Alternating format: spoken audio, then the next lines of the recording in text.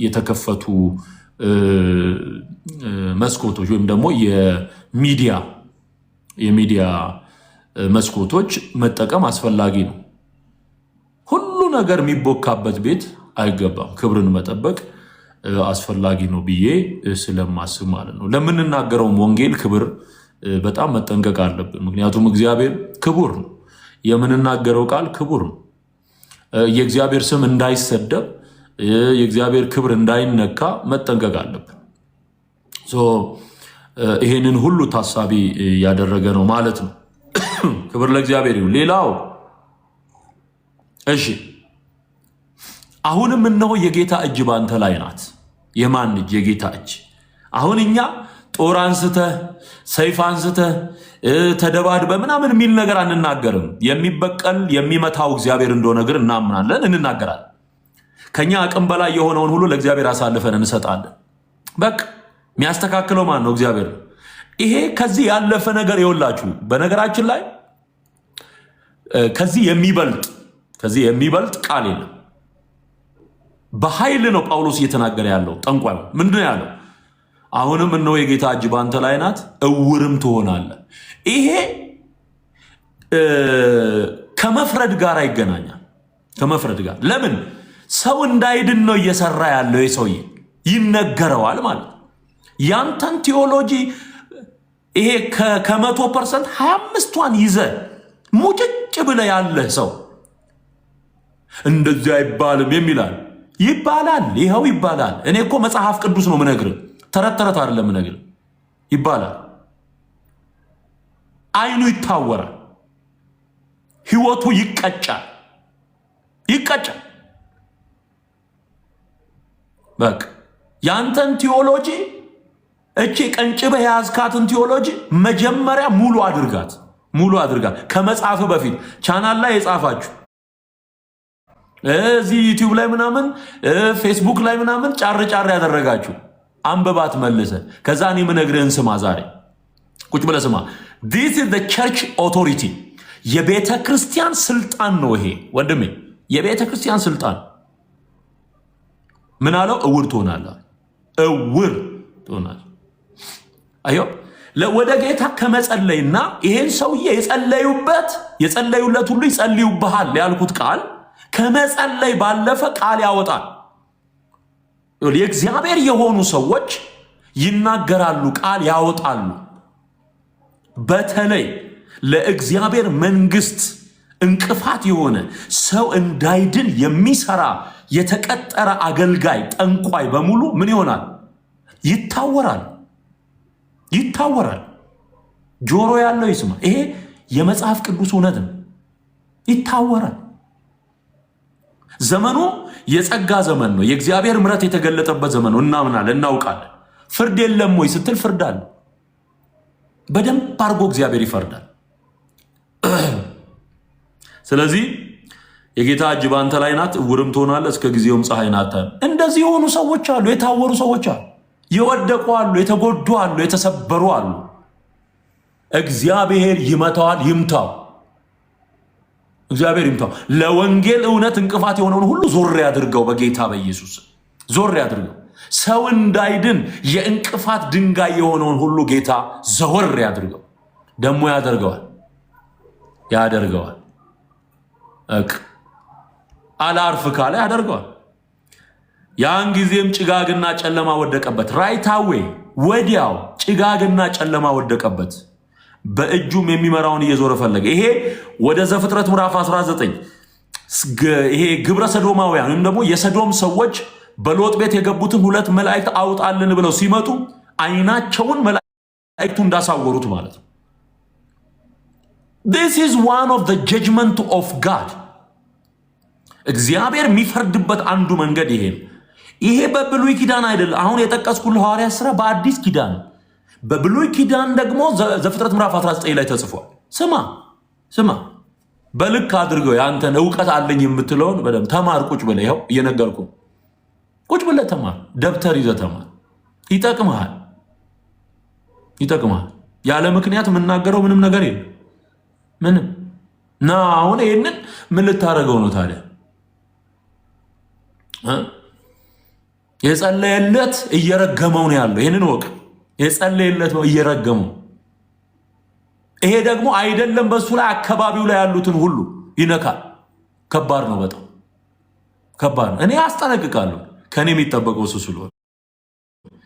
ያን ጊዜ ጭጋግና ጨለማ ወደቀበት፣ በእጁም የሚመራውን እየዞረ ፈለገ። በዚያን ጊዜ አገረ ገዢ የተደረገውን ባየ ጊዜ ከጌታ ትምህርት የተነሳ ተገርሞ አመነ ይላል።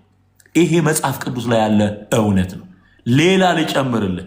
የሐዋርያት ሥራ ምዕራፍ 12 ላይ የሐዋርያት ሥራ ምዕራፍ 12 ላይ በዚያን ዘመን ንጉሡ ሄሮድስ መከራ ያጸናባቸው ዘንድ ከቤተክርስቲያኑ በአንዳንዶቹ ላይ እጁን ጫነባቸው የሚል ቃል ቁጥር 1 ላይ ታነባላችሁና ይሄ ሄሮድስ ሐዋርያቱን ሲያሰቃይ የነበረ ሰው ነው።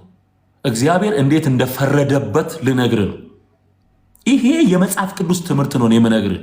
ብጥስጣሽ ነገር ይዘህ ትዝታው እንዳለ ለምትል ማለት የተበጣጠሰ እውቀት ይዘህ እኔ የምናገረውን አውቃለሁ ወንድሜ፣ የምናገረውን አውቃለሁ። አሳምሬ አስረዳሃለሁ፣ አስቀምጬ አስተምርሃለሁ። በቃ ትዕቢት አይደለም ይሄ። ይሄ በእግዚአብሔር ቃል ላይ ያለኝን እምነት ነው የምነግርህ። ዝም ብሎ ጴንጤ አይራገምም። አላፊ አግዳሚውን አይራገምም። መርቁ እንጂ አትርገሙ ተብሎ ተጽፏል። አዎ አላፊ አግዳሚ ሲረግም አይውልም። ለጌታ መንግስት እንቅፋት የሆኑ ግን ይጸልያል ወደ አምላኩ፣ አቅሙ እሱ ነውና ዞር ያደርገዋል። የሚቀጣውን ይቀጣዋል። ከነት ተስፋዬ ጋቢሶ ዘመን ጀምሮ በደርጉ ጊዜ የነበረውን አደገኛ የሆነ በክርስትና ላይ የዘመተ መንግስት ነው። ያን መንግስት ዞር አድርግልን እያለ ሲጮህ አልኖረም። ጴንጤ ሲጮህ አልኖረም ወይ? በመረጃ ነው የምነግርህ፣ በማስረጃ ነው የምነግርህ። ያን መንግስት እግዚአብሔር ዘመኑ ሲደርስ ዞር አላረገው። እያነሳ አማኞችን በሙሉ እስር ቤት ይወረውር የነበረው ያንን ዘመን እግዚአብሔር አልቀየረውም ወይ? ቀይሮታል፣ አስተካክሎታል። በዛን ዘመን ብዙ አማኞች ያለቅሱ ነበር። ልጆቻቸው የተገደሉባቸዋል። ምናልባት አንተ የመጣህበት ዘመን ሌላ ላይገባ ይችላል የነሱ ቁስል። በዛን ዘመን ግን በጣም ብዙ አይነት ችግሮች ነበሩ። ስለዚህ ወደ አምላካቸው ይጮሁ ነበር። ከ17 ዓመት በኋላ ያንን መንግስት እግዚአብሔር እንዳይመለስ አድርጎ ዞር አድርጎታል። እምባ ያያል እግዚአብሔር፣ ጸሎት ያያል እግዚአብሔር፣ ይቀጣዋል እግዚአብሔር፣ አዋርዶ ይቀጣዋል። አዋርዶ ለማስመሰል መሞከር አያስፈልግም። ጴንጤ ያዝንም ድንጋይ አይደለም እኮ ሰው ነው። ያዝናል፣ ይቆጣል፣ ይቆጫል፣ በአምላኩ ፊት ያለቅሳል። ወጉን ይዛችሁታል አንዳንዶቻችሁ። ለማስመሰል አይባልም። ኧረ እሱ እኮ ሲል ነው የሚውለው እኮ ቤቱ። የቆዘመበትን ያዘነበትን ጉዳይ እኔ ፊት ለፊት ነው የምናገረው። የኔ ማንነት ፊት ለፊት በመናገር የሚያምን ማንነት፣ የግንባር ስጋ ማለት አልደብቅም። መጽሐፍ ቅዱሳዊ ትምህርቱን እነግርሃለሁ፣ እውነቱንም እነግርሃለሁ። ኦኬ። ከዛ ምን ይላል? ይሄ ሄሮድስ እንዴት እንደሞተ ልንገር። ከጢሮስና ከሲዶና ሰዎችም ጋር ተጣልቶ ነበር። በአንድ ልብ ሆነውም ወደ እርሱ መጡ። የንጉሱንም ቢትወደድ ብላስጦስን እሻሽ አሰኝተው እርቅ ለመኑ። አገራቸው ከንጉስ ሀገር ምግብ ያገኝ ነበርና በተቀጠረ ቀንም ሄሮድስ ልብሰ መንግስቱን ለብሶ በዙፋን ተቀመጠ። እነርሱንም ተናገራቸው። ህዝቡም የእግዚአብሔር ድምፅ ነው የሰውም አይደለም ብለው ጮሁ። ለእግዚአብሔርም ክብር ስላልሰጠ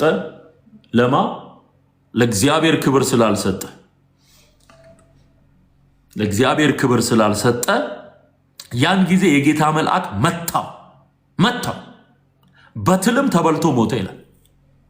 በትል እንደዚህ አይነት ነገስታትን በትል እየተበሉ እንዲሞቱ በቁም ሳሉ በትል ተበልቶ ነው የሞተው። ይሄ አዲስ ኪዳን ኒው ቴስተመንት። እግዚአብሔር አይቀጣም አይፈርድም ወይ? ይፈርዳል እንዴ? ትቀልዳለህ እንዴ? እግዚአብሔር ዞር ባያደርግ በዚህ ምድር ላይ ያሉ ክፉ ሰዎችን ዞር ባያደርግ ኖሮ ቤተክርስቲያን አትቀጥልም። እነ ኔሮ ዞር ያደረጋቸው እግዚአብሔር። እንደዚህ አይነት ክፉ ነገስታትን እግዚአብሔር ፈርዶ ሲያስወግዳቸው ተመልክተናል። ፈርዶ በትል ተበልቶ ሞተ። ኦኬ። ሌላው ጳውሎስ ለሰይጣን አሳልፎ የሰጣቸውን ሰዎች ማንነት ይዘረዝራል። ይህም አንድ መረጃ ለማ ለሰይጣን ነፍሱ በጌታ ቀን እንድትድን ለሰይጣን አሳልፌ ሰጥቼዋለሁ ይላል። ሊስን ይጠቅምሃል። ስማ፣ የቤተ ክርስቲያን ኦቶሪቲ ነው ይሄ። የቤተ ክርስቲያን ስልጣን አፖስቶሊክ የሆነ አውቶሪቲ ነው። ሐዋርያዊ የሆነ ስልጣን አዮ በቆሮንቶስ ቤተክርስቲያን ውስጥ ካጋጠመው ችግር ያንን ሰው ለሰይጣን አሳልፌ ሰጥቼዋለሁ ብሎ ይናገራል። ነፍሱ እንድትድን በምድር እንዲቀጣ መጫወቻ ይሆናል ማለት ነው። ለሰይጣን ተላልፎ የተሰጠ ሰው መጫወቻ ሆኖ ይኖራል። ነፍሱ ግን እንድትድን አዮ እንዲህም አይነት አሰራር አለ። የሐዋርያት ሥራ ምዕራፍ 5 ላይ ስትሄዱ ሁለት ባልና ሚስቶችን ታገኛላችሁ። ንብረታቸውን ሽጠው ወደ ሐዋርያት ህብረት ለመቀላቀል የመጡ እነዚህ ሁለት ሰዎች በምዕራፍ 5 ላይ ተጠቅሰዋል። የሐዋርያት ሥራ ምዕራፍ 5 ላይ ከቁጥር 1 ጀምሮ ስታነቡ አናንያ የተባለ አንድ ሰው ሰጲራ ከተባለች ከሚስቱ ጋር መሬት ሸጠ። ከዛ ደብቆ ግማሹን ይዞ መጣ። እኔም ሳይሆን መንፈስ ቅዱስን አታለሃልና ትሞታለህ አለው። ሞተ። ትሞቻለሽ አላት። ሚስትየው ሞተች። እንደውም ምን ይላል እዛ ላይ ያን ጊዜ በእግሯ አጠገብ ወደቀች፣ ሞተችም። ጎበዞችም ሲገቡ ሞታ አገኟት፣ አውጥተውም በባሏ አጠገብ ቀበሯት። ባሏ ሞተ፣ እሷ ሞተች።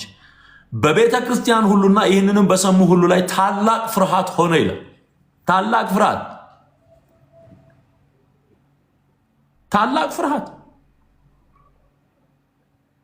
የሚያስፈራው የቤተ ክርስቲያን መልክ ይሄ ነው።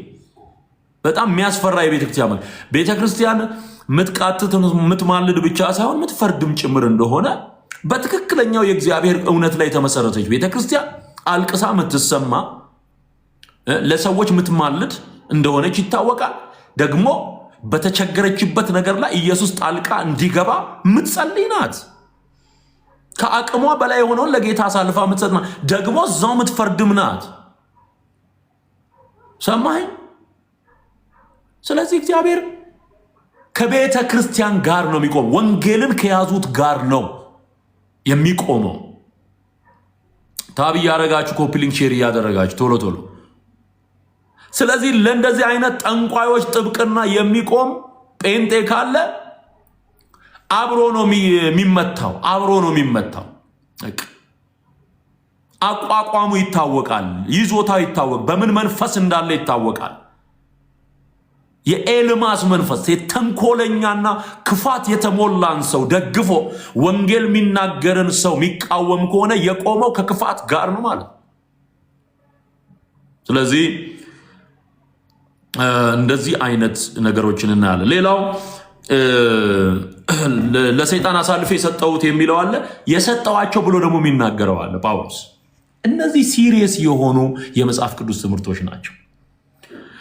ለጴጥሮስ አጥብቃ እንደምትጸልየው ሁሉ በዛን ዘመን ሐዋርያትን እያደነ ያስር የነበረው ንጉሥ በሚመለከት ትጮ ነበር ቤተክርስቲያን። በትል ተበልቶ የሞተው ከዛ በኋላ በትል ተበልቶ የሞተው እና ዓለሙን ትቶታል። እግዚአብሔር እንደፈለገ ሰው እንዲንቧች አድርጎታል እንዴ? በደንብ አድርጎ ይፈርዳል። የኔ ጌታ ስሙ ይባረክ። ትላንት የተፈረዱ ፍርዶች አሉ። በቀደሙት ዘመናት አሁን እየተፈረደው ያለው ፍርዶች አሉ። ወደፊት የሚመጡ ፍርዶች አሉ። መጽሐፍ ቅዱስ እንዲህ ነው የሚጠናው። ዝም ብለህ የተነገረን የሸመደድከውን ብቻ አትጻፍ። ጴንጤ አስተው። ስለዚህ ለወንጌል እውነት እንቅፋት የሆኑ ወንጌል የሚሳደቡ ወንጌል በአናቱ ይተከል የሚሉ ሁሉ ይፈረድባቸዋል። ዝም ብዬ አይደለም የምናገረው፣ እንዲሁ አይደለም የምናገረው። የእግዚአብሔር ቃል መረጃ አለ። የእግዚአብሔር መንፈስ አለ በውስጤ። አለቀ።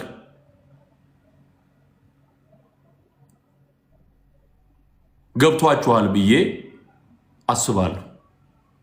አይው በመረጃ ሲሆን በእግዚአብሔር ቃል እውነት ሲሆን እንደዚህ ነው የሚሆነው ማለት ነው። ሌላው በሐዋርያቱ መልእክት ውስጥ የምታዩት ዮሐንስ የተናገረው በመልእክቱ ይሄንን ትምህርት ማንም ወደ እናንተ ባያመጣ በቤታችሁ አትቀበሉት ይላል። ህብረት አታድርጉ ይላል። እሺ ሐዋርያቱ ምን አይነት አግሬሲቭሊ ክርስትናን ፕሮቴክት አድርገው እንደኖሩ የምታውቀው በዚህ ነው። ከማንም ጋራ እንዳትበላ የጌታ የኢየሱስን እውነተኛ ወንጌል ይዞ ካልመጣ ሰላም አትበለው፣ ከሱ ጋር አትብላ አትጠጣ። አሁን የሚያገባዋል ያላመነች አግብቶ ሲሰቃይም ይኖራል። ያላመነ አግብታ ስትሰቃይም ትኖራለች። ሰላም እንኳን አትበለው። ይሄ እኮ የሐዋርያት ትምህርት እኮ በክርስቶስ ትምህርት ለማይኖር ሰው ለቀላቀለ የከበረውን ከተዋረደው መለየት ያቃተው የከበረውን ከተዋረደው ጋር ቀላቅዬ ሄዳለሁ የሚል ጋራ ህብረት እንዳይኖር ነው የሚለው። ህብረት እንዳይኖር እንዳይኖር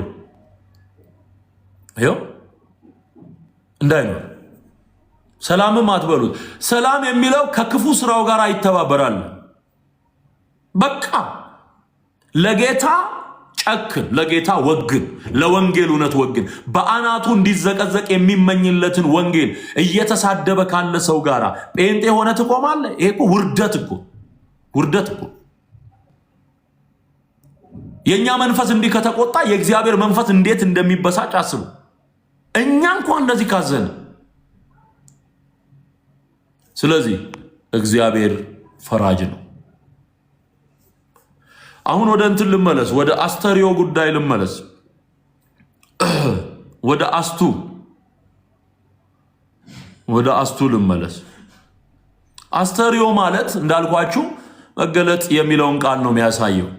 የማርያም ሞት የሚታሰብበት ቀን ነው ብለው ያስባሉ።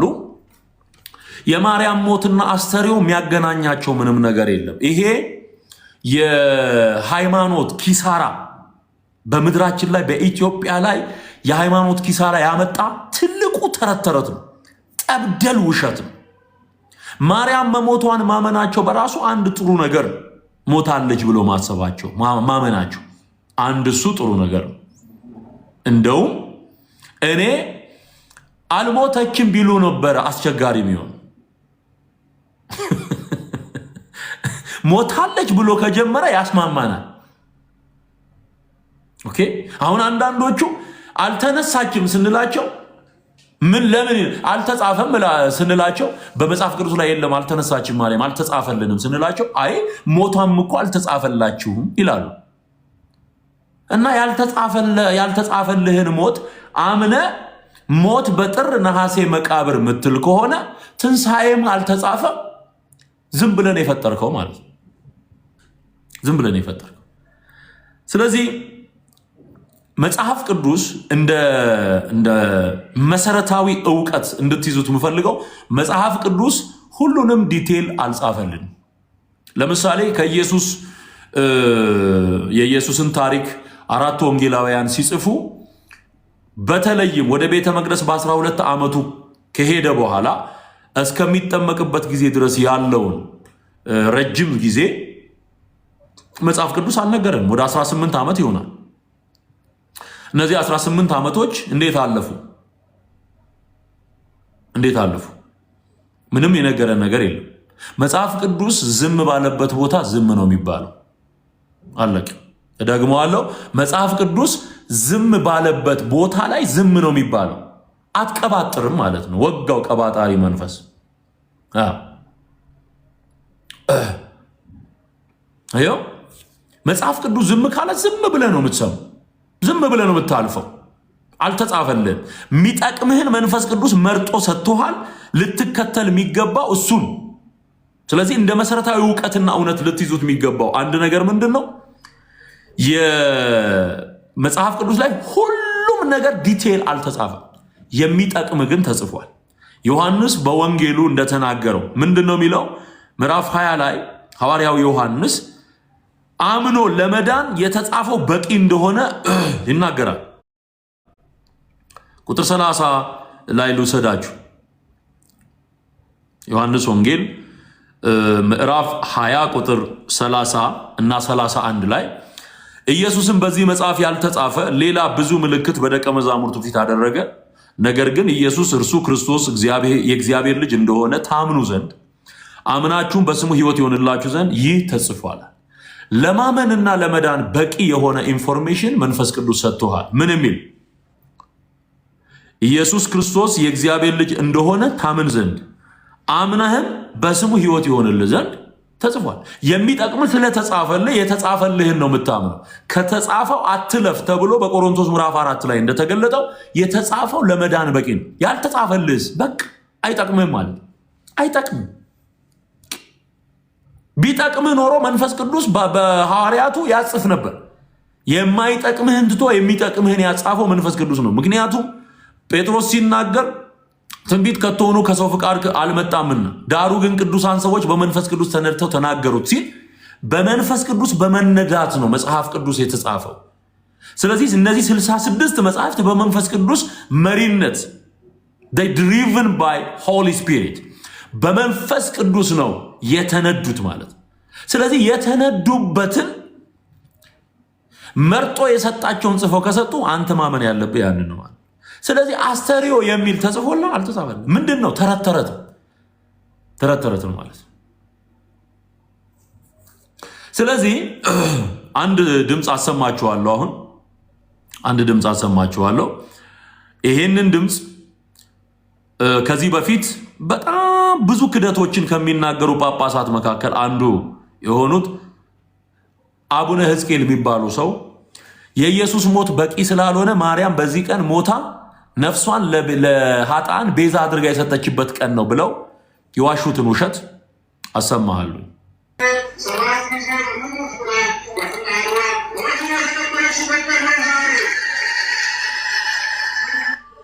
አየሁ ምንድነው? አንተን የሳሙ ከንፈሮች፣ አንተን ያቀፉ ክንዶች እንዴት ይሙቱ ብለህ ትፈርዳለህ ብላ በዚህ ቀን ማርያም ኢየሱስ ጋር ክርክር ገጠመች ነው የሚሉት። ልትሞቻለሽ፣ አሁን ልወስድሽ ነው የመጣሁት አላት ኢየሱስ። በዚህን ጊዜ እንዴት እሞታለሁ ብላ ተከራከረች። ስትከራከር ይሄ እንግዲህ ነገረ ማርያም የሚባል ነገረኛ መጽሐፍ ላይ የተጻፈ ነው እና ክርክር አልሞትም ብለ እንዴት እኔ እሞታለሁ ብላ ተከራከረች። በዚህን ጊዜ አይኗን ገልጦ በሲኦል ያሉትን ነፍሳት ወደ ፍርድ የሚሄዱትን ነፍሳት አሳያት። እነዚህ እነማን ናቸው ብላ ጠየቀች። እነዚህማ እኔ ከሞትኩ በኋላ ሞቶ የሚያድናቸው ሌላ ስላጡ ጥላሸት ለብሰው የምታያቸው እነዚህ ያንቺን ሞት የሚጠባበቁ ናቸው አላት። ስለዚህ እነዚህን ከማርክልኝ አይደለም አንዴ 7 ጊዜ ልሙት ብላ በፈቃዷ የሞተችበት ቀን ነው እልል በሉ ሲሉ እልል ይላል። ስለዚህ አስተሪዮ ብለው የሚያከብሩት ይህ ቀን የኢየሱስ ሞት በቂ አይደለም የሚል ክህደት ዲክሌር የሚደረግ የሚታወጅበት የአጋንንት አምልኮ ቀን ነው። ስማ፣ የኢየሱስ ሞት አይበቃም ብለው የማርያም ሞት ያስፈልጋል፣ በኢየሱስ ሞት ላይ ለኃጥአን ማርያም መሞት አለባት የሚል አደገኛ የአጋንንት ትምህርት፣ ይህንን ነው የሚያስተምሩት። በዚህ ቀን በመረጃ ነው እያሰማው ያለሁት። ቆመው የሚናገሩት ይህንን በሕያው እግዚአብሔር ፊት ምነግራችሁ። ሞት በጥር ነሐሴ መቃብር ይባላል። አሁን የሞተችበት ነው። ለማበላ ሞተች ሲባል ለኃጥአን። ስለዚህ የኢየሱስ ሞት በቂ እንዳልሆነ አምና ኦርቶዶክስ በጳጳስ ደረጃ በየመድረኩ የኢየሱስ ሞት ዓለምን ለማዳን በቂ አይደለም ብላ የምታውጅበት መቀን ነው። እግዚአብሔር አብ አንድያ ልጁን እስኪሰጥ ድረስ ዓለሙን ወዶታል ተብሎ የተነገረው የዮሐንስ ወንጌል ምዕራፍ 3 ቁጥር 16 ላይ ያለው ቃል፣ የዮሐንስ ወንጌል ምዕራፍ 4 ላይ እሱ የዓለም መድኃኒት እንደሆነ እናውቃለን ተብሎ የተመሰከረው ቃል፣ አንደኛ ዮሐንስ ምዕራፍ 4 ላይ ቁጥር 14 ላይ እሱ የዓለም መድኃኒት ነው ተብሎ የተነገረው ቃል፣ ይሄ ሁሉ ተረስቶ ይሄ ሁሉ ተሽሮ ኢየሱስ በመስቀል ላይ የሞተበት ዋና አጀንዳ ዓለምን ለማዳን ሆኖ ሳለ ይህንን ሽምጥጥ አድርገው ክደው ሸምጥጠው ክደው አሁን ስቅለት ብሎ መስቀል ብሎ የሆነ በዓል ሲያከብር ማን ይሰማዋል? ማን ይሰማዋል? ትቀልዳለህ እንዴ? ለዚህ እኮ ነው የወጣ ነው። ለዚህ ነው እኮ ማንም መለሰው። በቃ አልመለስም ወደ ኋላ የግብፅን ሽንኩርት ላልበላ ቃል ኪዳን ገባው ለራሴ አመልክሃለሁ ኢየሱሴ። ሃሌሉያ። ወደ ኋላ ማንም መለሰው። የእግዚአብሔርን ቃል የሚቃወም ትምህርት በዓል ተሰርቶለት ታቦት ተቀርጾለት መቅደስ ታንጾለት እንደዚህ የተባለ ስለሚኖር ነው የወጣ ነው። ለዚህ ነው ይሄ ክደት ወደሚደረግበት ቤት ዳግመኛ ማንም መለሰው። ለዚህ ኢየሱስ ተክዷል። ቀላል አድርገህ ነው አይደል የምታየው? ዲናይ አርገውታል። ኢየሱስ ክደውታል። ሙልጭ አርገው እኔ ከሞትኩ በኋላ ሞቶ የሚያድናቸው ስለሌለ እባክሽ አንቺ ሙችላቸው። ይሄ ኢየሱስን መስደብ ነው። ይሄ እግዚአብሔርን መስደብ ነው። ይሄ መንፈስ ቅዱስን መስደብ ነው። ምን ልትሰሪ ነው የምትሄጂው? እንዲህ አይነት ቦታ ምን ልትሰራ ነው የምትሄደው? ጌታ ኢየሱስን የማይወድ ቢኖር የተረገመ ይሁን ተብሎ እንደተጻፈ ይሄ እርግማን ነው አሁን ፕራክቲካሊ በምድሪቱ ላይ የሚተገበረው። ሳይገባን ቀርቶ የወጣን ይመስልሃል እንዴ?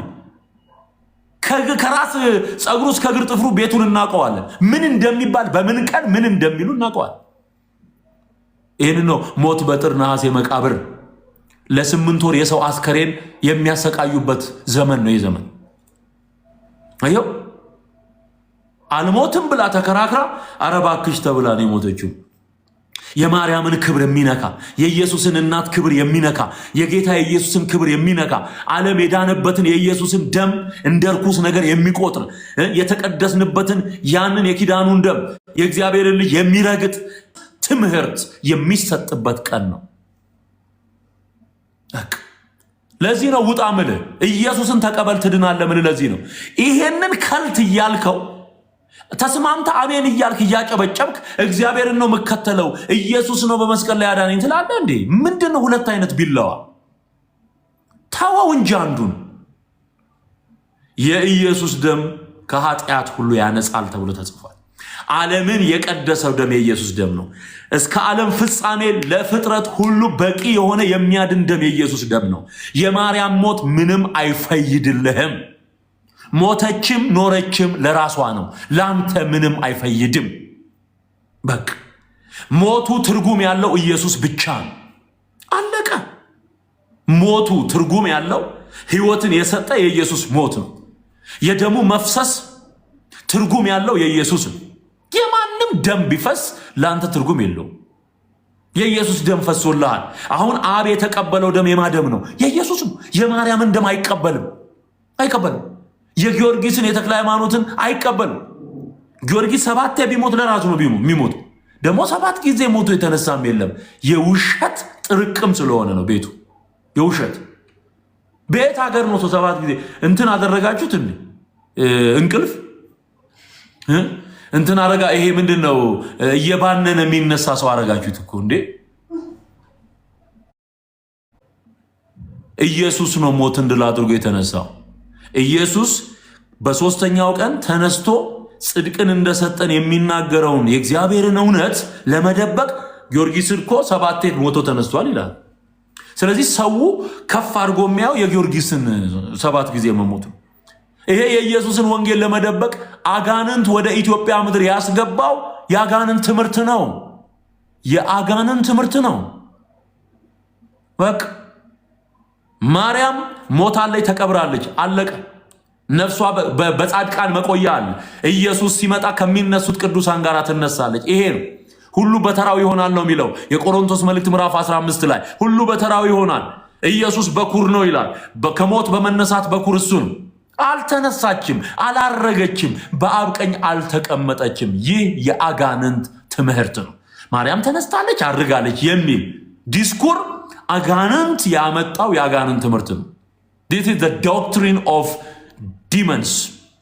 መጽሐፍ ቅዱስ የሚለው ይህን ነው። በጢሞቴዎስ መልእክቱ ሐዋርያው ጳውሎስ ምዕራፍ 4 ላይ እምነትን ይክዳሉ የሚለው ይሄንን። ስለዚህ በፈቃዷ ሞተች፣ ለኃጢአተኞች የኢየሱስ ሞት በቂ እንዳልሆነ ገብቷት 7 ልሙት አለች እልል በል እየተባለ የሚጨበጨብበት ቀን ለመሆኑ የማርያም ሞት መገለጥ ነው ወይ? ሞት መገለጥ ነው ወይ? አይደለም። አሁን የቴዎፋኒ የሚለው ቃል ይሄ በጣም the great theological words ተብሎ ከሚጠሩት መካከል አንዱ ነው። ባይዘ ቴዎፋኒ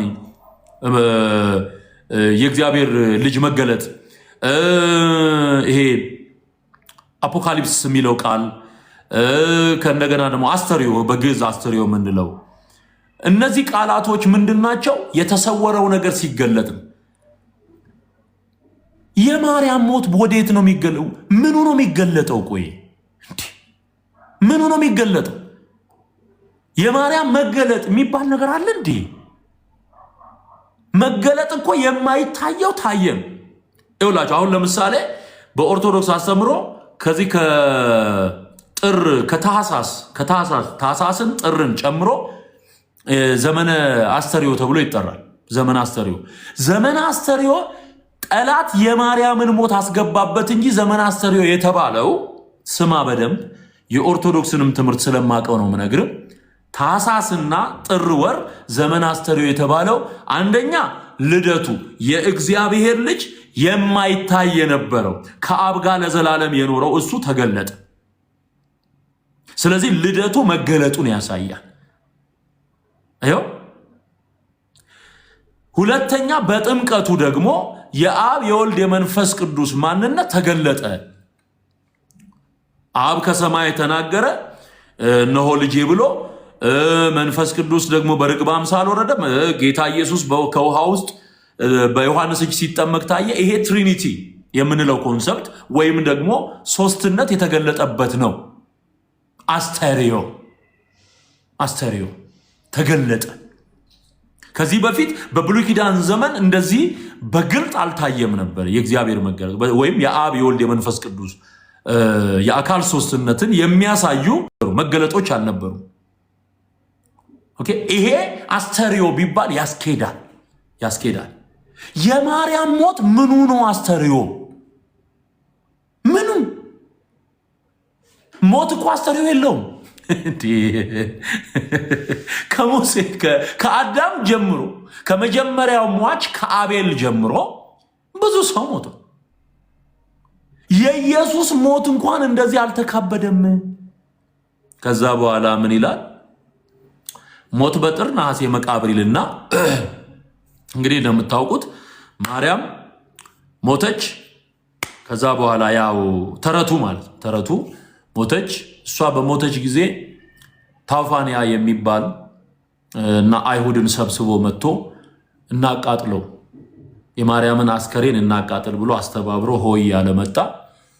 ከዛ ተረቱን ነው የነገርኳቸው ያለሁት። ይሄ በተአምረ ማርያም ላይ የተጻፈ ታሪክ ነው።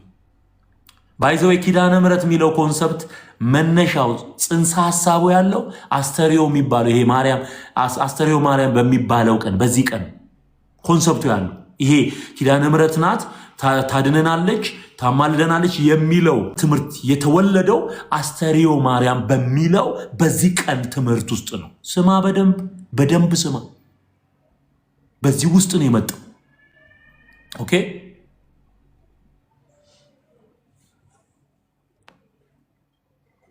በዚህ ቀን ነው የመጣው የተወለደው። ይሄ ትምህርት ይሄ ማርያም ኪዳነ ምሕረት ናት የሚለው አደገኛ የሲኦል ትምህርት የመጣው ሕዝቤን የበላ ትምህርት የመጣው በዚህ ቀን በተሰራ ድራማ ነው። እና መጣ ሞታለች። እንግዲህ በደንብ ስማ፣ ሞታለች፣ ማርያም ሞታለች። አሰቃዩት እኮ አንተ። የሰው አስከሬን ከጥር እስከ ነሐሴ፣ ጥር፣ የካቲት፣ መጋቢት፣ ሚያዝያ፣ ግንቦት፣ ሰኔ፣ ሐምሌ፣ ነሐሴ 8 ወር ሙሉ የሰው አስከሬን አንዴ ሰማይ ወስዱታል፣ አንዴ ምድር ወረደ ይላሉ፣ አንዴ ዕፀ ሕይወት ስር ተቀበረ ይላሉ። ከዛ መጣና ሰጣቸው ይላል። በምድር ተቀበረች፣ ከዛ ተነሳች ይላል። ማርያምን እንደ ኦርቶዶክስ ያሰቃያለን እኛ ሰደብን። አሁን ማርያም ይሄ እኮ ከስድብ በላይ እኮ ሞት በጥር ነሐሴ መቃብር ፕሮሰሱን ሲያበዙት ማለት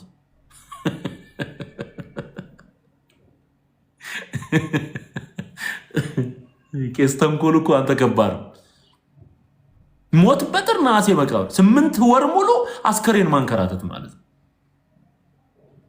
በነገራችን ላይ በዚህ ጥምቀት 4 ሰዎች ሞተዋል በኤሌክትሪክ። በየበዓላቱ ነፍስ የሚገበርላቸው አማልክት አሉ። ስማ በደንብ። ከዚህም በፊት በማስረጃና በመረጃ የነገርኩት ያቀረብኩት ጉዳይ አለ። በጣም ብዙ የሚነድ እንትን ላይ መስቀል አድርገው የሚያነዱት እንጨት ላይ መስቀል በዓል ብለው በሚያከብሩት ላይ መስቀሉን አውርድ ተብሎ አንድ ልጅ ይሄ የመሃሉን ምሰሶውን እንጨት ይዞ እየወጣ ሊያወርድ ሲል እሳቱን ለብልቦት እዛው በእሳት ተጠብሶ ልጁ ሞቷል። እዚሁ አዲስ አበባ በየበዓላቱ ንግስ ደርሰን መጣን ሲሉ አሁን ባለፈው ወላይታ አካባቢ የደረሰው አደጋ መኪና ውስጥ ያሉት በሙሉ ያለቁበት አቦይ ብሎ ሄደ። ጥምቀት በየዓመቱ ሰው ይሞታል። በየዓመቱ ነፍሳት የሚገበሩላቸው አማልክት አሉ። ይሄ አጋንንት አሰራር ነው። አጋንንት አሰራር። አሁን ጥምቀት ብሎ አስተርዮ ማርያም ብሎ እያከበረ የሚሞታል። ገብርኤል ንግስ ብሎ ገደል የሚገባ ስንት አለ። ነፍሳት የሚገበርላቸው አማልክት አሉ። ደም የጠገበ ዘንዶ አለ። እግዚአብሔር ይውጋው፣ የተወጋ ይሁን። እኔ ዝም ብዬ አልናገርም። ለምናገረው ነገር እንትናል ማስረጃ አለ። 4 ሰው ነው ያለቀው እዚያው አንዴ ኤሌክትሪክ እንትን ብሎ። ከዛ ደግሞ ለአስተርዮ ማርያም እመጣለሁ እኔም የሚለውን ዘፈን ይዘፍናል ወጥቶ። ከዛ አስተርዮ ማርያም ይላል፣ ሎሚ ይወራወራል። ከዛ በኋላ ዘፈኑን ይዘፍናል። አስተርዮ ማርያም ምንም ብሎ ነው የሚዘምረው? እዛው ገብቶ ሞት በጥር ነሐሴ መቃብር እያለ ይዘምራል። አስተርዮ በሰማይ ኮነ እያለ ይዘምራል። በሰማይ ኮነ በምን ቀን? በአስተርዮ ማርያም ቀን። ከዛ ወጣ ሲል ደግሞ ለአስተርዮ ማርያም እመጣለሁ እኔም የሚለውን ዘፈን ይዘፍናል። በየመሸታ ቤቱ በየመጠጥ ቤቱ ዳንኪራ ሲረግጥ ያድራል። በርኩሰት ያድራል። እግዚአብሔር ይህንን ህዝብ ይፍታው። ሶራ ለብሰናል፣ የመቤቴ ሆነናል። ሶራ ለብሶ አደር የመቤቴ ወታደር እያለ ይዘምርና ወጣ ሲል ዓለምዬ ሶራ ይላል። ይሄው ነው። የተደባለቀ መንፈስ ነው። ዘፈኑም መዝሙር የሚመስለውም ነገር ተቀላቅሎ ነው የሚኖር። ተቀላቅሎ ዓለምዬ ሶራ ይላል ወጥቶ። እና ይሄ ህዝብ ወደ እውነት ወደ ወንጌል መምጣት የለበትም፣ መዳን የለበትም። ማን ይናገር? ቄሱም እኮ እስክስታ ወራጅ ነው። ቄሱም እስክስታ ወራጅ ጨብጦ ነው። እሱም ብርሌውን ጨብጦ ነው። ይሄ ህዝብ ወደ እግዚአብሔር ቃል እውነት መምጣት አለበት። ህይወቱን ማስተካከል የተጀመረው ይሄ የአጋንንቱ ትምህርት የህይወት ቅድስና እያሳጣ ነው የሚኖረው። ትምህርት ሳይቀየር ቅድስና የሚባል ነገር የለም። ያረክሰሃል። ራሱ ርኩሰት ነው የሚያስተምር፣ ዘፈን ነው የሚያስተምር፣ ዳንኪራ ነው የሚያስተምር፣ ዝሙት ነው የሚያስተምር። መቀደስ ያለው በክርስቶስ ኢየሱስ አምኖ በመዳን ውስጥ ነው። በመዳን ውስጥ በየሚዲያው የምትሰማው ምንድን ነው? አይቀደስም። የህግ አገልግሎት ነውርን መግለጥ ነው። ወደ ጸጋ ወንጌል ካልመጣ አትቀደስም። እዛው ሲታሽ ነው የሚኖረው። በቃ በየገዳሙ የምንሰማው ነገር ምንድን ነው? የረከሰ ዜና ምንድን ነው የምትሰማው? ምን ነው የምታየው? በየዜናው የሚቀርበው ምንድን ነው? እርስ በርስ ተካሰው በቴሌቪዥን የምታየው ምንድን ነው? የሚያስተምር ህግ ነው። አየው፣ የህግ ትምህርት ነው ያለው። የጸጋ ትምህርት ውስጥ አልገባም ህዝቡ። ወደ ጸጋ ወንጌል አልመጣም። ስለዚህ ዳንኪራ ረጋጭ ነው። እዚሁ መስቀል አደባባይ ላይ የአእላፋት ዝማሬ ብሎ ነጭ ለብሶ ያየኸው በማግስቱ ጎንደር ሄዶ ለጥምቀት ዳንኪራ ሲረግጥ የምታየው እሱም። በቃ ዳንኪራ ሲረግጥ ውኡ ሲል ሲጨፍር የምታየው እሱን ነው። ይሄ ውሸት ነው ወይ? ከዘላለም ሞት የሚያድን ኢየሱስ ነው። ከዳንኪራ የሚያድን ኢየሱስ ነው። ና ወደ ጌታ ወደ ኢየሱስ ወንድሜ፣ እኔን ወደ ለወጠው፣ እኔን ወደ አዳነው፣ ከጨለማ ወደሚደነቅ ብርሃን ወደ አወጣኝ ወደ ኢየሱስ ነው። ከርኩሰት ሕይወት የሚያወጣ ኢየሱስ። ሃሌሉያ። ተጨማልቀ የምትኖር ከሆነ ማንም ስለ አንተ አያወራም። ተቀላቅለ ተስማምተ ምን ለምን አብረሃ ዝግም እንደሚባለው እዛው የምትኖር ማንም ስምህን አያነሳ። ማንም እግዚአብሔር ረድቶ ንስሐ ገብተ ጌታን አውቀ ኢየሱስን ተቀብለ የህይወት አቅጣጫህን መርጠ አየው ህይወትን ለክርስቶስ ሰጥተ እውነተኛውን ወንጌል ማገልገል ስትጀምር ይመጣል ሊሳደብ። ስለዚህ ብትወጣ ይሻላል ከእንደዚህ አይነት ርኩሰት ውስጥ። አስተርእዮ ማርያም የሚባል ነገር የለም። አስተርእዮተ ክርስቶስ ነው። አስተርእዮ ክርስቶስ ነው። የተገለጠው በስጋ የተገለጠው አምላክ ነው። ይሄንን በጢሞቴዎስ መልእክቱ ላይ ሐዋርያው ይናገራል።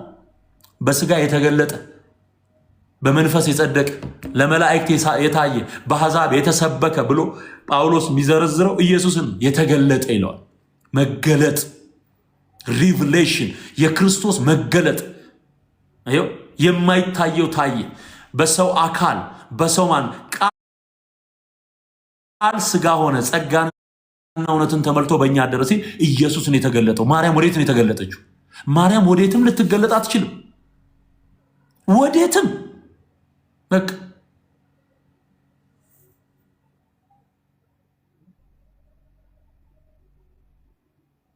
ስድብ አሰልጥኖ መልአክ ነው የነሱ። አሁን ንስሐ አባት ስድብ ነው የሚያሰለጥ። መጽሐፍ ቅዱስ ለብቻቸው ሲያነቡ ካየ አንቺ ልጅ አላማረኝም ይላል። አላማረኝም ይሄ መጽሐፍ ቅዱስ ይዘሽ የምትቀመጪው ነገር ተርጓሚ ሳይኖር ይላል። ለብቻችሁ አታንብቡ ይላል። ለምን? ሰው በጨለማ እንዲኖር በማርያም ስም ከተሰራ መርገም ውስጥ እንዳይወጣ፣ በማርያም ስም ከተሰራ የአጋንንት ትምህርት ውስጥ ነፃ እንዳይወጣ መጽሐፍ ቅዱስ እንዳያነብ ያደርገዋል። ጸበል ብሎ ግድግዳ አበስብሶ ይወጣል። የሰው ግድግዳ አበስብሶ የሚተርከው ግን ይሄንን የንብላ የንጠጣው በዓል እርኩሰት። ልመልሳችሁና ታምረ ማርያሙ ላይ ምን ይላል? በሚገርማችሁ ሁኔታ ታውፋንያ የሚባለው እነዚህን ሰብስቦ መጥቶ የማርያምን አስከሬን ሊያቃጥል ሲል የእግዚአብሔር መልአክ መታው፣ በሰይፍ እጁን ቆረጠው ይላል። እሺ አትለኝ?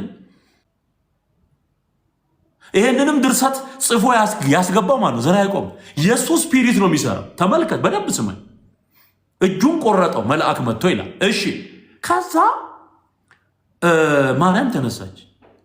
in the middle of the deep sleep ማርያም ዌክ አፕ አድርጋ ጴጥሮስ አለችው፣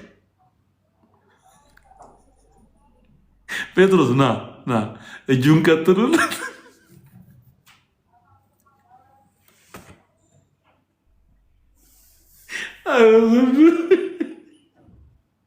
እጁን ቀጥልለት። ተነስታ እኮ ነው እዛ። እጅ አሁን ከየት የተቀዳሽ ናት አትለኝም? ጴጥሮስ የማልኮስ የሚባል የጆሮን ቆረጠ የሚለው ታሪክ አለ ዮሐንስ ወንጌል ላይ። በቃ ነገራቸው በሙሉ የኢየሱስ ክርስቶስን ተአምራት የኢየሱስ ክርስቶስን አድራጎት ለመሸፈን በማርያም ስም አመሳስሎ ያመጣዋል። ይሄ እኮ አጋንንት ነው። እግዚአብሔር ለሕዝባችን ያብራ። አጋንንት እኮ ነው የሚዘራ። ሰይጣን እኮ ነው ያስገባው። ከዛስ እንቀጥላለን። ተመልሳ ሞተች።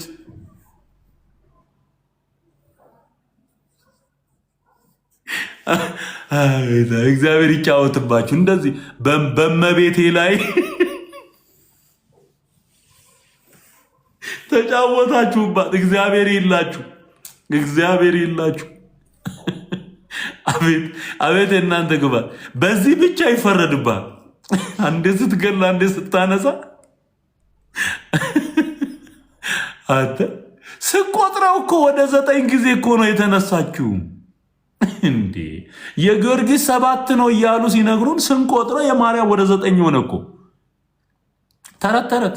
ይሄንን ሐዋርያው ጳውሎስ ማለቂያ የሌለው የአሮጊቶች ሴቶች ጨዋታ ይላል እንትን ላይ ጢሞቴዎስ ላይ እግዚአብሔር ገላገለን እኮ። አሁን እኔ ዝም ብለህ አስበው ካባ ለብሼ ድሮ ታቦት በምሸከም ዘመን ካባ ለብሼ ይሄን ስተርክ አስበዋል። ባይዞ ይዘገንነኝ ነበርን። ይሄ የአስተርእዮ የሚሉት ያው እግዚአብሔር ምስክሬ እንዴት እንደሚዘገንነኝ እንዴት እንደሚያስጠላኝ ያኔ ራሱ ያን ሲገሏት ሲያነሷት ከዛ ሳትለኝም ሞተች። ቀበሯት። ለምን ወሰዷት እንጂ ወይ ታሪኩ በጣም የተዛባ ስለሆነ ለማስታወስ ራሱ ነጥቆ ወሰዳት። ሊያቃጥሉ ለጥንቃቄ ተብሎ ወደ ዕፀ ሕይወት ወሰዳ ወደ ገነት አስከሬን ተይዞ ወደ ገነት።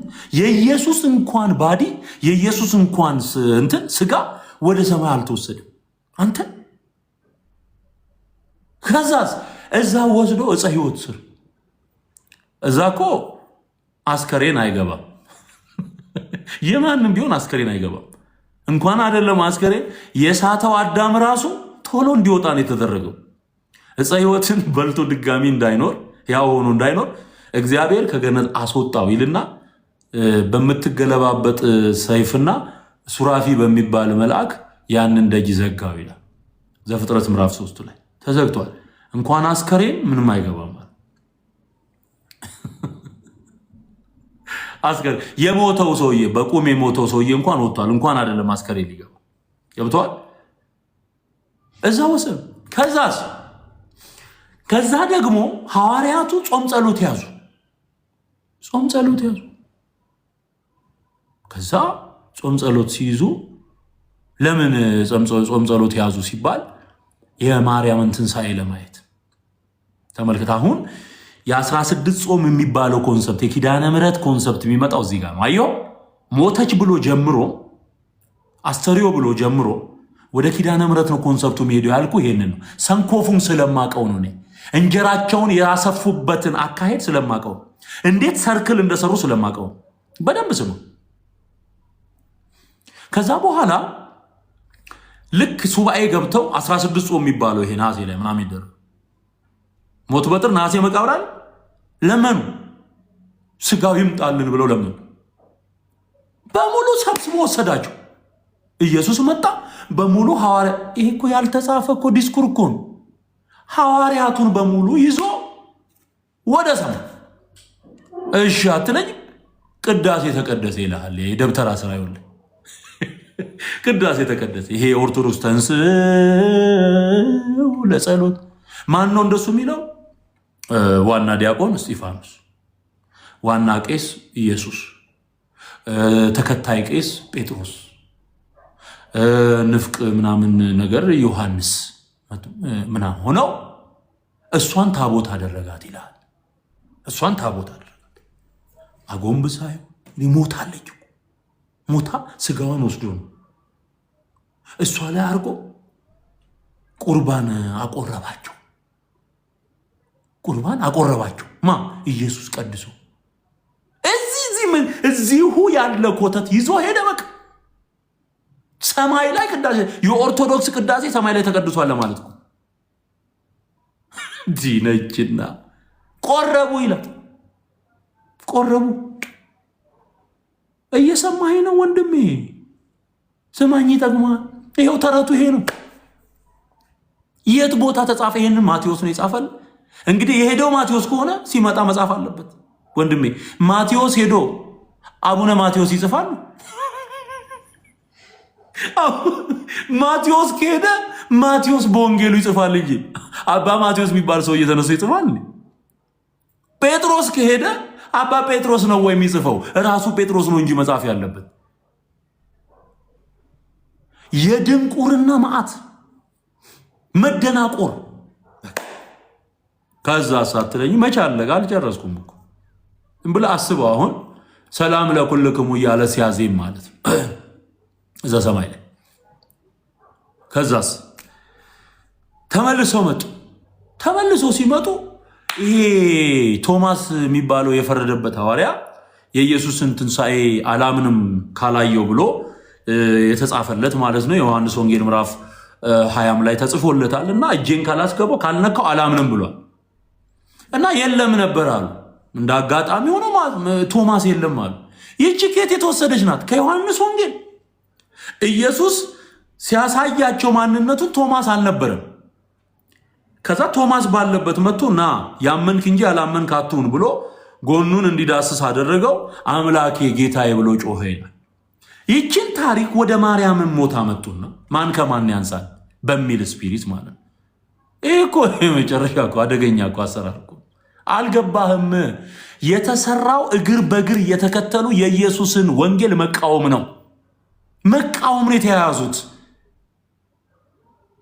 አየው። ከዛስ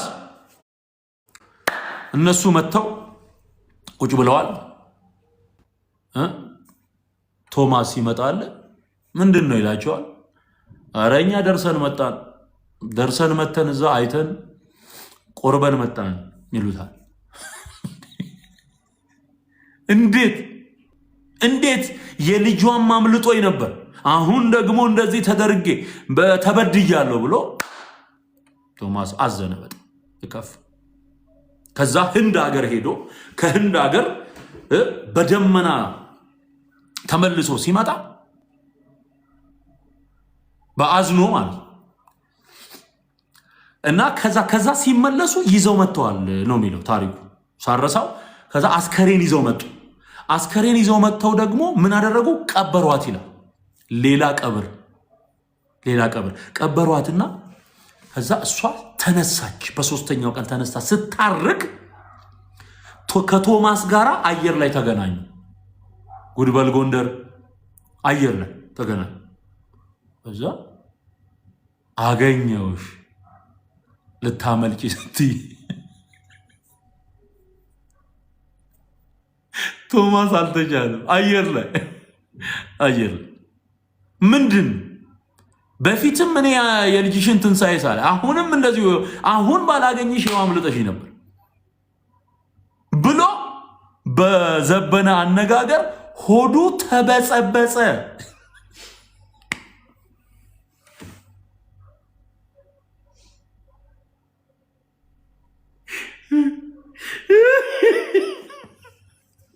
ሆዱ ተበጸበጸ። አረ ዘንድሮ እኛ ግን በምን እንዝናና ነበር ይሄ ነገር ባይኖር ወንድሞቼና እህቶች። ሆዱ ተበጸበጸ። ከዛዝ ከእንትን ላይ ራሱን ሊፈጠፍጥ ከደመና ላይ ሱሳይድ ሊያደርግ ራሱን ሊያጠፋ በቃ እኔ ከዚህ በኋላ ለምን እኖራለሁ እኔ ራሴን ማጥፋት አለብኝ ብሎ ቶሚ ሊወረወር ኧረ ተው ብለው መቀነት ሰጠችው ይላል። ተው ተረጋጋ ብለው መቀነቷን ሰጠችው። ሰበን ሰጠችው። ተበጸበጸ። እዚህ የሰው ጭንቅላት እየበጸበጸ ይኖራል እስካሁን። በዚህ ተረት የቶማስ ብቻ መሰላችሁ ሆዱ የተበጸበጸው?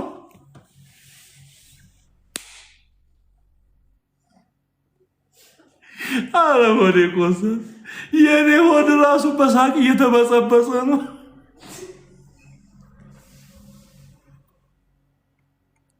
ወይኔ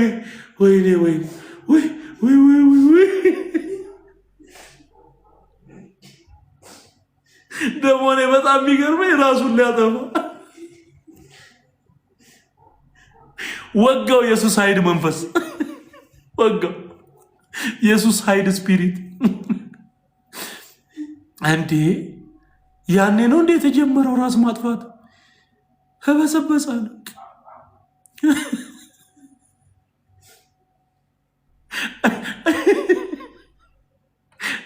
ይኸው እዚህ አሰሪው ላይ የተጀመረ ሰማይ ይወጣል። አንዱን ይበጸብጸዋል፣ አንዱን ይፈጠፍጠዋል፣ አንዱን ይቆርጠዋል።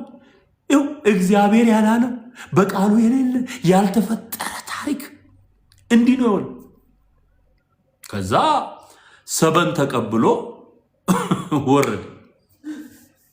ታይፈጠፈጥ እግዚአብሔር አትርፍ ሆዱ ብቻ ተበሰበሰ። አደጋ አልደረሰበትም። ሆዱ ብቻ ነው።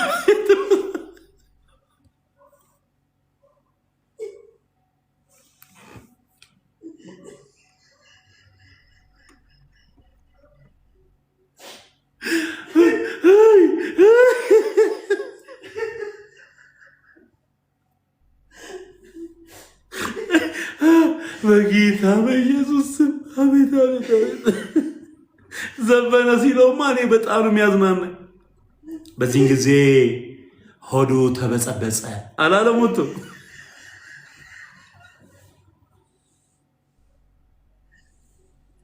ወይም መበጻበጽ። አረ ሆዴ በኢየሱስ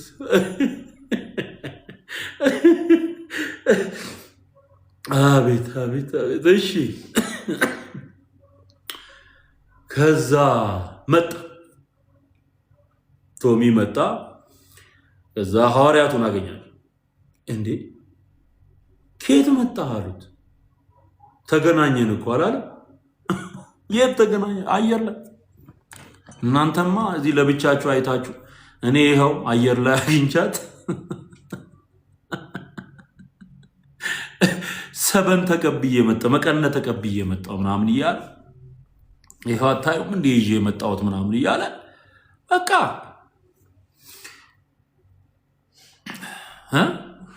አረገች። በአብ ቀኝ ተቀመ። አራተኛ የሥላሴ አካል፣ አራተኛ መለኮት ወይም ደግሞ ሌላ አምላክ አበጁ። አብ ወልድ መንፈስ ቅዱስ እንደምንለው ማርያም አራተኛ ሆነች ተቀመጠች ማለት ነው። መጽሐፍ ቅዱስስ ምን ይላል? ከሰማይ ከወረደው በቀር ወደ ሰማይ የወጣ ማንም የለም። እሺ ላንብብላችሁ። ከሰማይ ከወረደው በቀር ወደ ሰማይ የወጣ ማንም የለም። ይሄ የዮሐንስ ወንጌል ምዕራፍ 3 ላይ የተጻፈ ቃል ነው። እሱን አነብላችኋለሁ። ክብር ሁሉ ለእግዚአብሔር ይሁን። ሃሌሉያ።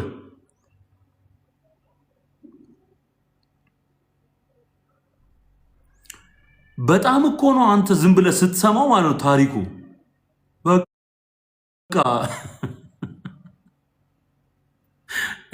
ልብ ነው በሳቅ የሚፈርሰው ልብ።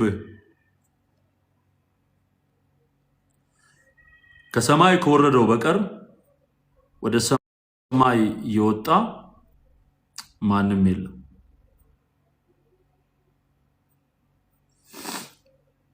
እሺ ጥቅሱን እስቲ እዚህ ላይ አውጡልኝ። አንዴ ጥቅሱን አውጡልኝ።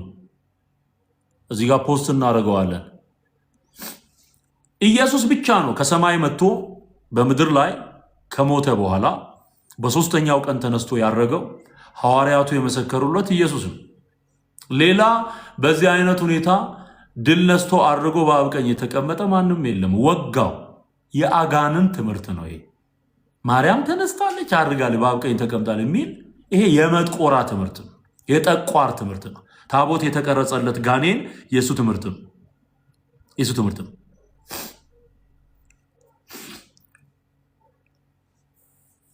ጥቅሱን አወጣችሁልኝ?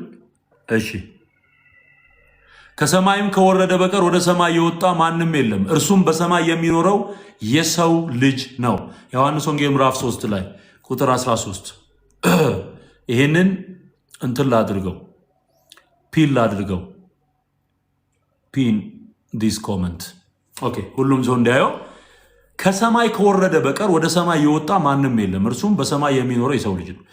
በሰማይ የሚኖረው የሰው ልጅ የተባለው አየው ቃል ስጋ ሆነ ጸጋና እውነትን ተሞልቶ በእኛ አደረ ተብሎ የተነገረለት ጌታ ኢየሱስ ነው። ማርያምም የዳነችው በኢየሱስ ክርስቶስ አምና ነው። ባይዘው እሷ ራሱ መድኃኒት ያስፈልጋት ነበር። ስለዚህ በአምላኬ በመድኃኒቴ ነፍሴ ሐሴት ታደርጋለች ብላ የተናገረችው ማናት? ማርያም ናት። መድኃኒቷ እንደሆነ አውቃለች። ለዚህ ነው በማመን ደግሞ እንዳገኘችው ሲናገር መጽሐፍ ከጌታ የተነገረላት ቃል ይፈጸማልና ያመነች ብፅዕት ናት። ያመነች አዮ ያመነች ብፅዕት። ማርያም አማኝ ናት። በኢየሱስ ያመነች ናት፣ በልጇ ያመነች ናት።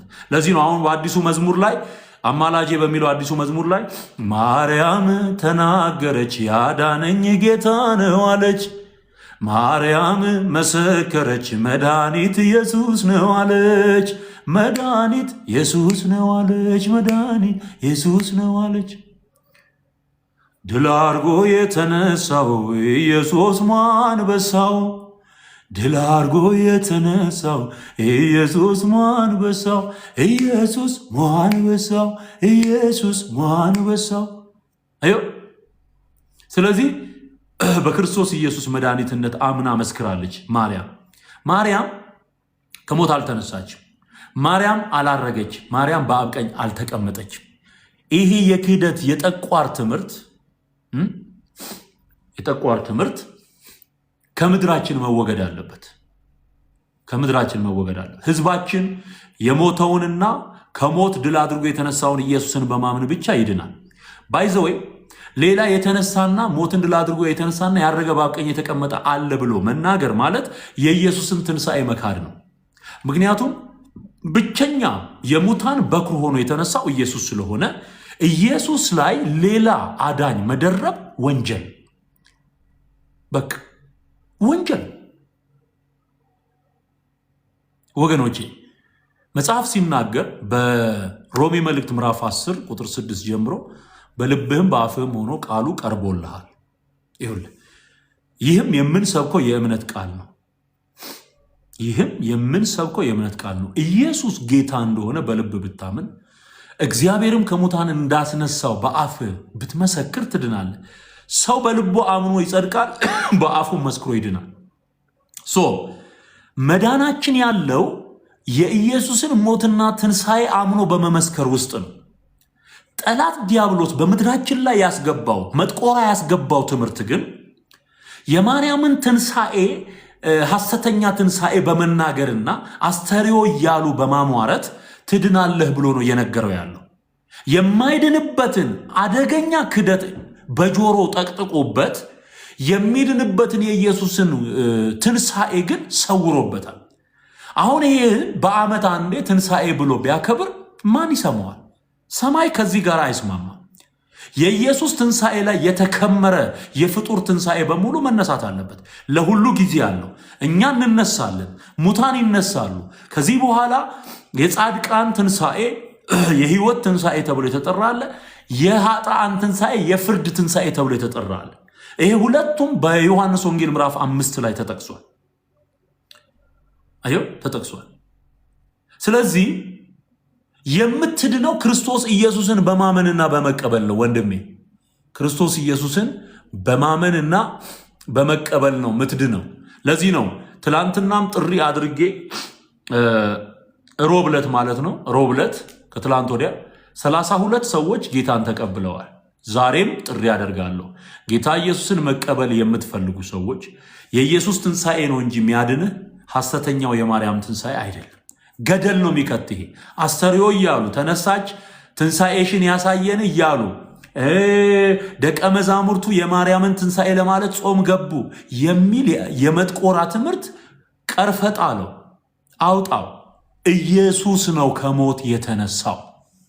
የተጻፈልህን እመን፣ ያልተጻፈ ተረት ተረተው። ይሄ ነው እውነት። ልነግራችሁ የምፈልገው ይሄንን።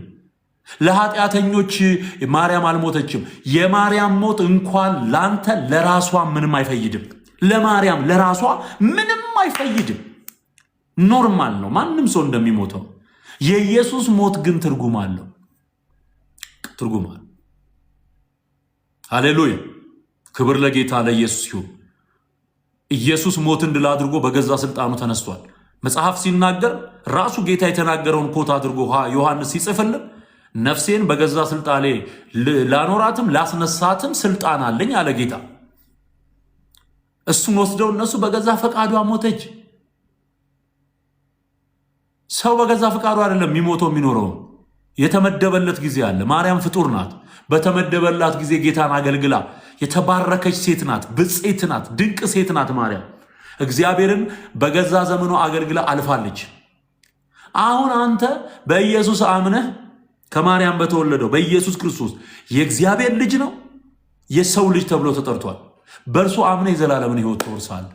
በቃ ከዚህ ውጭ ያለው ነገር በሙሉ ውሸት ውሸት። የትኛውም ጻድቅ ሞት፣ የትኛውም ሰማዕት ሞት ለአንተ አይፈይድልህም። ለአንተ ምንም ጥቅም የለውም።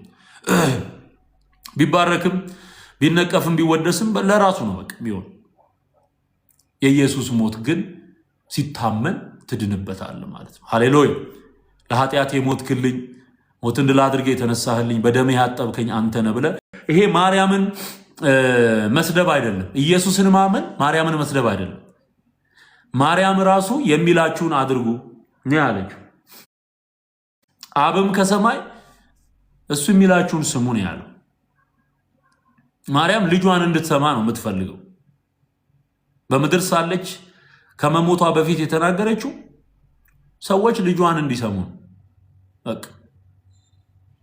ስለዚህ የእግዚአብሔር ቃል የሚናገረው ይህን እውነት ነው። ተረቱን ተውት። የነዘራ ያዕቆብ ቅዠት ነው። የሚጠቅምህ ማቴዎስ፣ ማርቆስ፣ ዮሐንስ፣ ሉቃስ የጻፉልህን ወንጌል መስማት ማወቅ፣ ጳውሎስ ሉቃስን በሐዋርያት ሥራ የጻፈልህን የጳውሎስን 14ቱን መልእክታት ማንበብ፣ ከእንደገና ደግሞ ዮሐንስ ራእይንና እነዚህ ጀነራል ኤፒስትልስ ተብለው የሚጠሩትን የሐዋርያቱን ጽሑፎች ማንበብ ማወቅ፣ ይሄ ነው የሚጠቅምህና ወንድሜ ወደ ወንጌል እውነት እንድትመለስ በጌታ ፍቅር ጥሬን አቀርብልሃለሁ። ኢየሱስ ጌታን። እስቲ ማን ነው ዛሬ ደግሞ ጌታን መቀበል የምትፈልጉ? ከሐሰተኛ የማርያም ትንሣኤ ወደ እውነተኛው የኢየሱስ ትንሣኤ መምጣት የምትፈልጉ አሁን አንድ ቁጥር ጻፉልኝ። ስማችሁን ይዛለሁኝ። ከዛ ጸልየን እናበቃለን። በጌታ በኢየሱስ ስም የስድብ መንፈስ የተወጋ ይሁን። በኦርቶዶክሳውያን ላይ የሚሰራ የስድብ መንፈስ በኢየሱስ ስም የተወጋ ይሁን። ፕሮፋይላቸውን የማርያም ስዕል ብለው የሚያስቡትን አድርገው የሚሳደቡ ሁሉ ወጋውልን። መንፈሰ ጽርፈት የተወጋ ይሁን። በግዕዝ መንፈሰ ጽርፈት ይለዋል። የስድብ መንፈስ የተወጋ ይሁን በጌታ በኢየሱስ በጌታ በኢየሱስ በጌታ በኢየሱስ። እግዚአብሔር ያፍርሰው። በምድራችን ላይ ያለ ተራጋሚ መንፈስ፣ ተሳዳቢ መንፈስ፣ አንገቱ ላይ ክር አስሮ የሚሳደብ ስራው ይፍረስ። ዳጊ እንኳን ደህና መጣ። እሺ ይዛለሁኝ ስምህን አንድ ቁጥር ጽፈህልኛል። ዳጊ እንኳን ደህና መጣ። ክብር ለኢየሱስ ይሁን። አንደኛ ዳጊ ነው። እሺ ሁለተኛ አንድ ሰው አይቻለሁኝ፣ ጆሲ። እሺ ወደ ጌታ ወደ ኢየሱስ መጣው። ይሄው አሁን እውነተኛውን ወንጌል እያስተማርኩኝ ሰዎች እንዲድኑ እየመሰከርኩኝ በዚህ ሰሞን ብቻ ወደ 62 ሰዎች ድነዋል።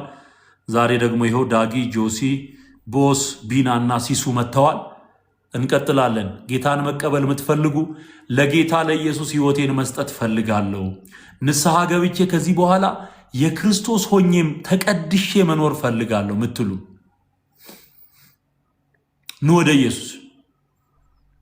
ኃጢአትን፣ ነውርን፣ ጣዖት አምልኮን፣ ለስዕል መደፋትን፣ ስዕል መለማመንን፣ ለስዕል ማጠንን፣ አምልኮ ለእግዚአብሔር ብቻ የሚገባውን አምልኮ ለፍጡር መስጠትን ትቼ ወደ ጌታ መምጣት እፈልጋለሁ የምትሉ አንድ ቁጥር ጻፉልኝ። ጽዮን እንኳን ደህና መጣሽ። አያችሁ፣ እነሱ እኔን ይሰድቡኛል፣ እኔ ደግሞ የሚጠቅማቸውን ወንጌል እነግራቸዋለሁ። ጽዮን እንኳን ደህና መጣሽ።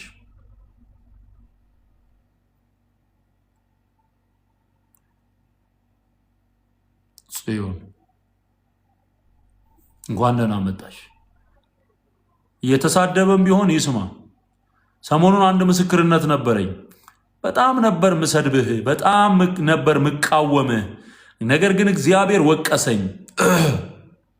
ያው አሁን የጌታ ሆኛለሁ አለችኝ አንዲት እህት። ቡርቴ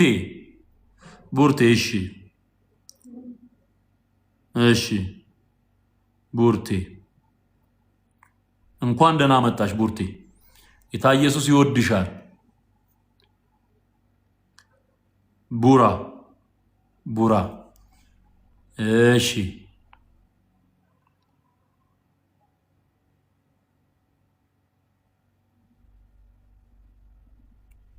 እሺ ኢትዮጵያዊት ኢትዮጵያዊት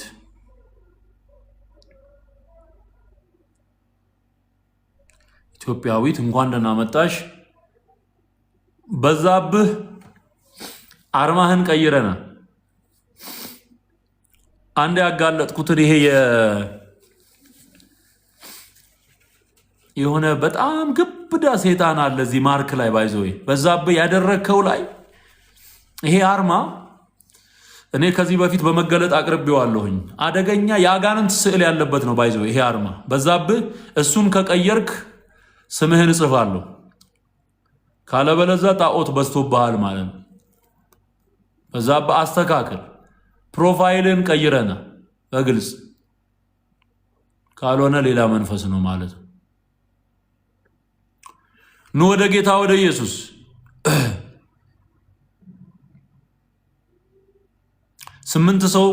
ስምንት ሰው ደርሰናል። ሃሌሉያ! ክብር ለኢየሱስ ይሁን፣ ክብር ለኢየሱስ ይሁን። ሃሌሉያ! እንኳን ደህና መጣችሁ በሏቸው። እንኳን ደህና መጣችሁ፣ ጌታ ኢየሱስ ይወዳችኋል እያላችሁ ጻፉ። ኑ ወደ ጌታ እያላችሁ ጻፉላችሁ። አሜን። ያድናል ኢየሱስ ያድናል፣ ያድናል ጌታዬ ያድናል፣ ያድናል በሕይወት ያኖራል። አንተ ሰው ትፈልጋለህ ዘላለም መኖር ታይቶልህ፣ አንቺ ሴት ይፈልግሻል አዳኝሽ ነፍሱን ሰጥቶሻል። ሃሌሉያ ሃሌሉያ ሃሌሉያ። ትፈልጊያለሽ፣ ኢየሱስ ነፍሱን የሰጠልሽ ጌታ እሱ ይፈልግሻል። ወደ ኢየሱስ። ጌታ ስራ እየሰራ ነው። ከዛ እዚህ ጌታን የምትቀበሉ ወንድሞቼና እህቶቼ ጤናማ የወንጌል አገልግሎት ትምህርት የሚያስተምሩ አብያተ ክርስቲያናት አሉ። እዛ ሄዳችሁ መሰረታዊ ክርስትና ትምህርት ተምራችሁ አውቃችሁ ገብቷችሁ የእግዚአብሔርን ቃል በመረዳት በቅድስናና በጽድቅ ሕይወት እግዚአብሔርን በማክበር እንድትኖሩ አደራ ላለሁኝ። እዚህ ጌታን መቀበል ብቻ ሳይሆን ተቀብላችሁ ሄዳችሁ ከዛ ግን በእውቀት ማደግ፣ በእምነት በጸጋ ማደግ በጣም በጣም ያስፈልጋል እና ቶሎ ቶሎ በሉ። ጌታን መቀበል የምትፈልጉ 8 ሰዎች ይዣለሁ። 9 ሰው ይቅርታ፣ 9 ሰው ይዣለሁ። ዳጊ፣ ጆሲ፣ ቦስ፣ ቢና፣ ሲሱ፣ ጽዮን፣ ቡርቴ፣ ቡራ እና ኢትዮጵያዊት 9 ሰው ይዣለሁ። 9 ሰው ያልጻፍኩት ካለ ደግማችሁ ትጽፉልኛላችሁ። እሺ ዩዘር 1981 ዩዘር 1981 10ኛው ሰው ዩዘር 1981 ጌታ ኢየሱስ ይባርክ። መጨረሻው 93 ነው። ያው ይሄ ቢና ይዣለሁ። ቢና ወንዶ ይዣለሁ። ተሻለ እንኳን ደህና መጣ ተሻለ። ክብር ለጌታ ስጡ። በእውነት ጌታማ በስራ ላይ ነው። ጌታ በስራ ላይ ነው። እግዚአብሔር ምርኮ እያበዛ ነው። ክብር ለኢየሱስ ይሁን። ክብር ለመድኃኔዓለም ይሁን። ኪያ እንኳን ደህና መጣ ኪያ። ኦ ሃሌሉያ ሃሌሉያ ሃሌሉያ ሃሌሉያ። ኪያ ይዣለሁኝ።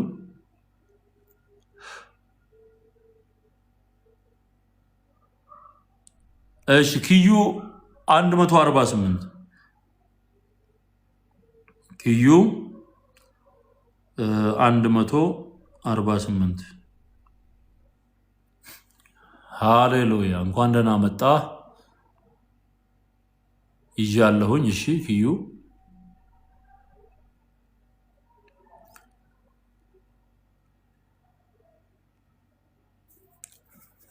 ተመስገን ተመስገን፣ እንኳን ደህና መጣ። ተመስገን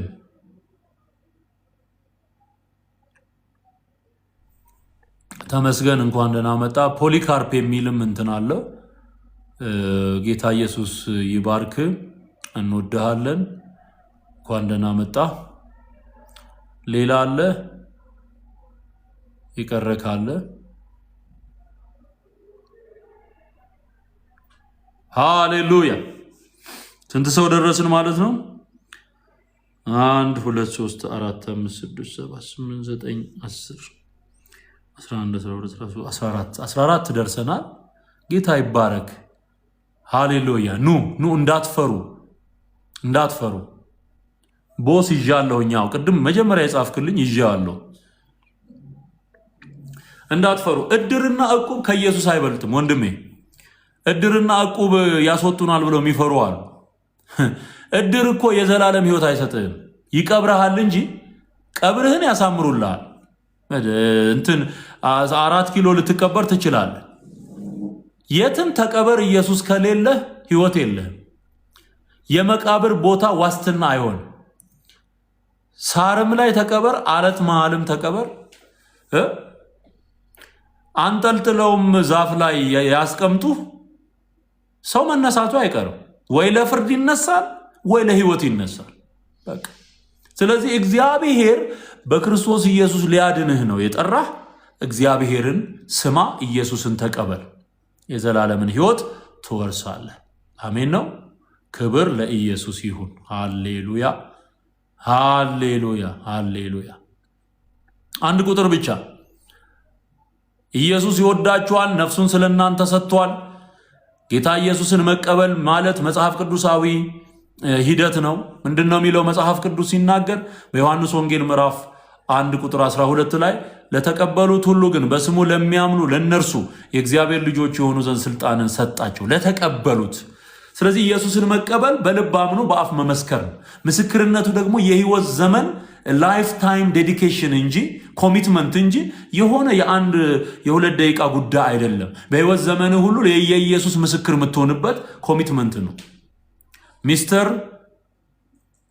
ኢንዴክስ 15ኛ ማለት ነው።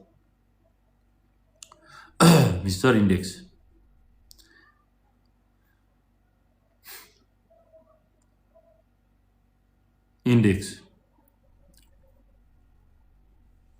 እሺ፣ እንኳን ደህና መጣ።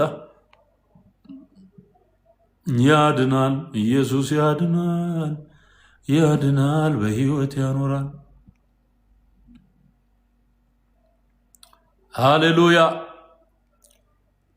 ክብር ለኢየሱስ ይሁን፣ ክብር ለጌታ ይሁን።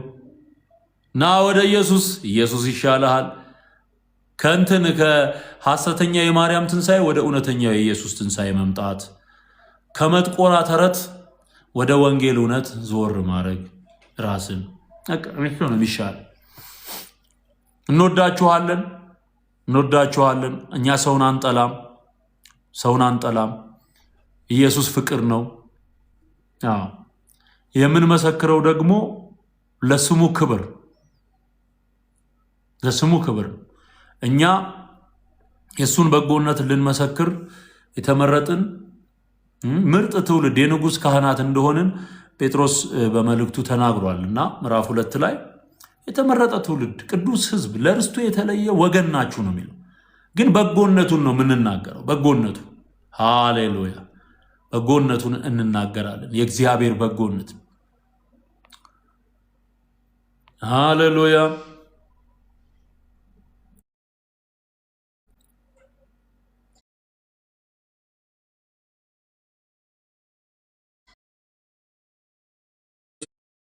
ኢየሱስ ከበረ።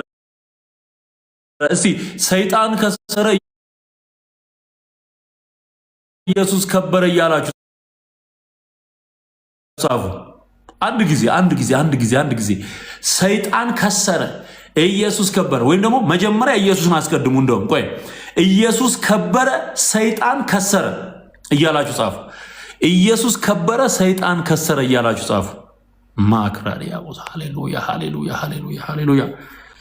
15 ሰው ስሙን ሰጥቶኛል። እንዴት ደስ ይላል! እንዴት ደስ ይላል! ኢየሱስ ከበረ ሰይጣን ከሰረ እያልክ ጻፍልኝ። ኢየሱስ ከበረ ሰይጣን ከሰረ።